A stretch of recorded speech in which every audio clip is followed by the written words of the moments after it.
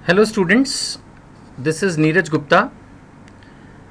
इस वीडियो में हम स्टडी करेंगे कि जब इंडिया इंडिपेंडेंट हुई उस समय ऑक्यूपेशनल स्ट्रक्चर क्या था। यानी ज़्यादा लोग जो है वो एग्रीकल्चर में थे, या उनमें से कितने लोग इंडस्ट्रीज़ में काम कर रहे थे, उनमें से कितने लोग सर्विस सेक्टर में थे। These are the three primary sectors. इनको हम प्राइमरी, सेकेंडरी और टर्शरी यानी थर्ड सेक्टर भी बोलते हैं।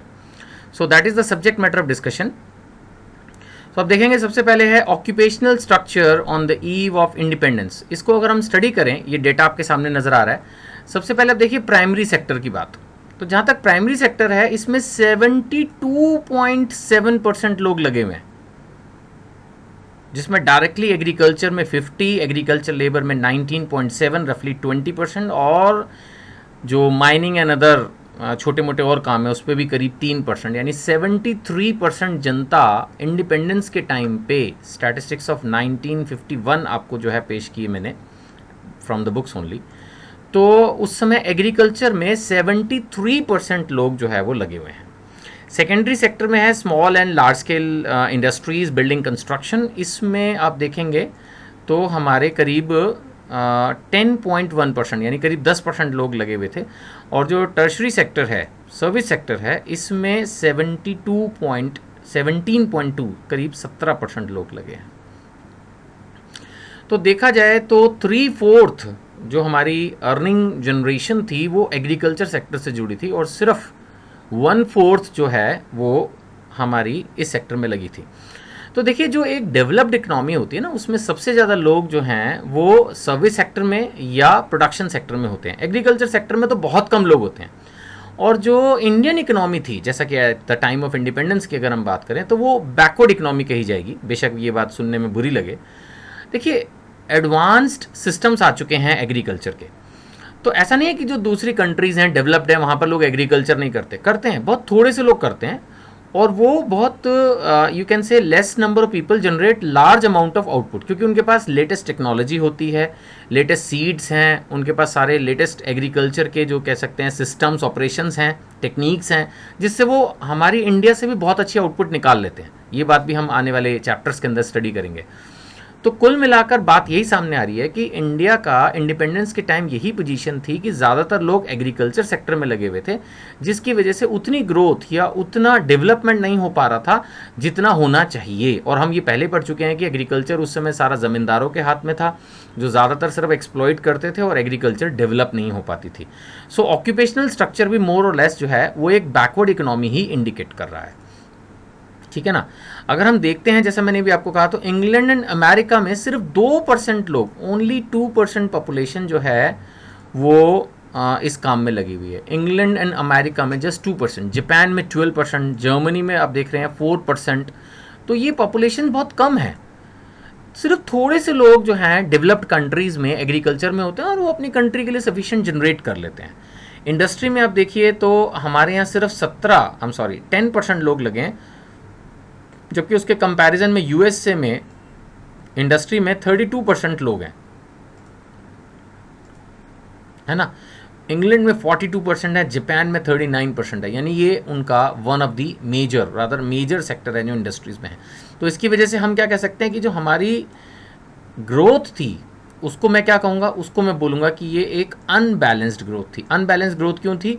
क्योंकि बैलेंस ग्रोथ वो होती है जिसमें सारे सेक्टरों में उतने ही लोग लगे हों, मतलब मोर और लेस जिसमें सिमिलैरिटी हो, उसको हम बैलेंस्ड ग्रोथ बोलेंगे।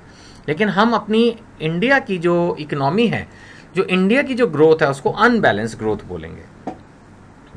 देखिए, इस चैप्टर में इंडिपेंडेंस के टाइम पर हमने एग्रीकल्चर को स्टडी किया, हमने इंडस्ट्रीज़ को स्टडी किया, उसके बाद हमने जो है फॉरेन ट्रेड को स्टडी किया, डेमोग्राफिक प्रोफाइल को स्टडी किया, अब हम ऑक्यूपेशनल स्ट्रक्चर पढ़ रहे हैं। सारी बातें ये इंडिकेट कर रही हैं कि इंडियन इकोनॉमी एक बैकवर्ड इकोनॉमी थी, स्टेगनेंट इकोनॉमी थी। हमारे यहाँ ज़्यादातर लोग एग्रीकल्चर में लगे थे, इसको प्राइमरी सेक्टर बोलते हैं। तो बिल्कुल ही बेसिक एक्टिविटी है ना। जबकि एडवांस कंट्रीज़ में, जैसा भी हमने देखा, मोर देन 40% और approximately 40% people are engaged in industries. तो वो है एक एडवांस कि हाँ ज़्यादातर लोग बिजनेस कर रहे हैं। यहाँ तो सिर्फ एक खेती करके, खेती में प्रॉब्लम कुछ नहीं है, खेती में मेन प्रॉब्लम यही है कि we are dependent on the rainfall. अगर बारिश नहीं है तो आउटपुट नहीं है। फिर सब्सिस्टेंस फार्मिंग इंडिया में ज़्यादा थी, कमर्शियल क्रॉप्स का काम कम था, तो इसकी वजह से गरीबी थी, किसान गरीब थे।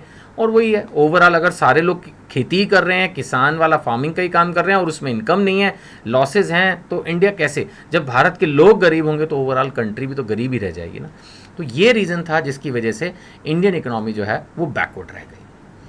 चलिए कंक्लूजन तो यही है कि इंडियन इकोनॉमी बैकवर्ड थी। अब हम डिस्कशन करेंगे about the infrastructure on the eve of independence. देखिए जहाँ तक सवाल इंफ्रास्ट्रक्चर का है, इसके अंदर दो चीज़ आ जाती हैं, elements of economic change and elements of social change.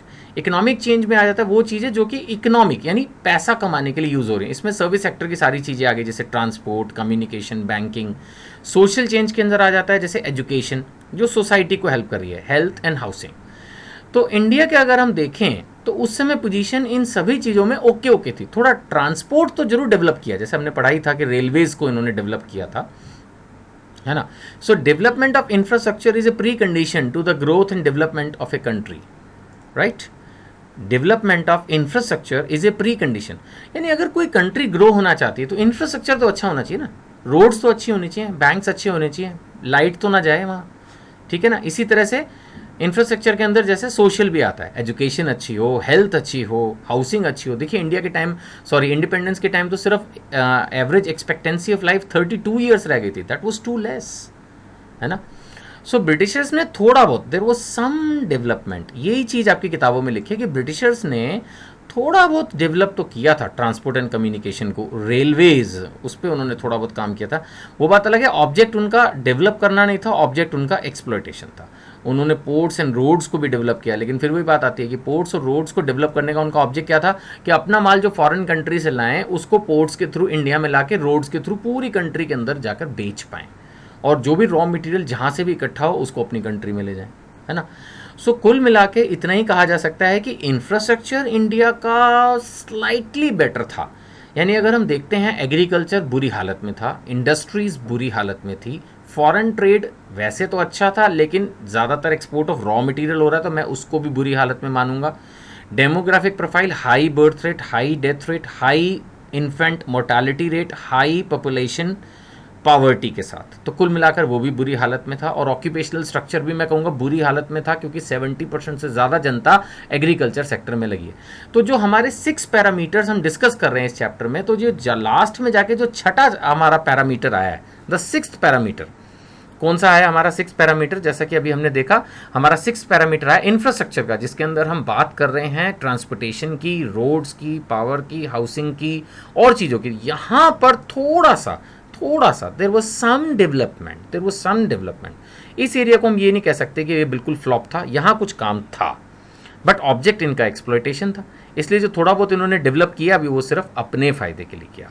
तो इसीलिए यहाँ पर लिखा है कि even minor improvement at this front could not lift the Indian economy. थोड़ा सा इस फ्रंट पर था, but it could not lift the Indian economy which remain backward. But ऐसा सिर्फ होने से ज़्यादा कुछ नहीं हो पाया और इंडियन इकोनॉमी जो है वो बैकवर्ड ही रही। इस एक पॉइंट के इम्प्रूव होने से इंडियन इकोनॉमी डेवलप हो गई, ऐसा नहीं हुआ। माइनर इंप्रूवमेंट एट दिस, मैंने आपको बताया ना 6 पॉइंट मैंने आप लोगों के साथ डिस्कस किए, तो इस छठे पॉइंट में जाकर थोड़ा सा some improvement was there, but it was not sufficient. अगर हम रेलवेज के पॉजिटिव इंपैक्ट्स की बात करें तो डेफिनेटली इससे इंडियन मार्केट्स डेवलप हुई, इससे कमर्शियलाइजेशन ऑफ एग्रीकल्चर स्टार्ट हुआ। क्योंकि देखिए आज हम जो माल बनाएं अगर वो हमारी ही सिटी में पड़ा रह जाए, हमारे गांव, हमारे शहर, हमारे डिस्ट्रिक्ट में रह जाए तो फायदा नहीं, उतनी तो कंजम्पशन एक डिस्ट्रिक्ट में हो नहीं सकती ना। तो रेलवेज आने के बाद ये पॉइंट आया कि हाँ इसको हम दूसरी जगह ले जा सकते हैं, तो कमर्शियलाइजेशन एग्रीकल्चर का स्टार्ट हुआ, है ना। कल्चरल एफिनिटी, अब पहले लोग क्या था दूसरे दूर जा नहीं पाते थे, अब वो कल्चरल एफिनिटी स्टार्ट हुई, लोग एक दूसरे से मिलना जुलना शुरू हुए। तो वो चीज़ नहीं हुई कि भाई तू मद्रासी है मैं बंगाली हूँ, अब वो सब एक दूसरे से मिलना जुलना शुरू हुआ। मैं ऐसे अपनी इमेजिनेशन से सोच रहा हूँ कि शायद उस समय फिर दूर रिश्ते भी, शायद मैरिजेस भी होने लगी, तो लोग एक दूसरे के पास आने जाने लगे होंगे, एक दूसरे के फेस्टिवल्स को अटेंड करने लगे होंगे, है ना। और फेमिन्स, जो कि इतना ज़्यादा लोग मर जाते थे, करोड़ों के हिसाब से लोग फेमिन्स में मरते थे, अब हेल्प क्योंकि पहुँचने लगी, तो ये इसके पॉजिटिव इम्पैक्ट थे। है ना। तो कुल मिलाकर हम ये कह सकते हैं कि ब्रिटिशर्स ने जो रेलवे डेवलप की उसके कुछ इम्पैक्ट पॉजिटिव थे। मैं एक बार उनको फिर से रिपीट कर रहा हूँ, क्या पॉजिटिव इम्पैक्ट थे रेलवेज के। एक तो सबसे पहले अब हमारे जो एग्रीकल्चर है वो थोड़ा कमर्शियल वे में होना शुरू हुआ।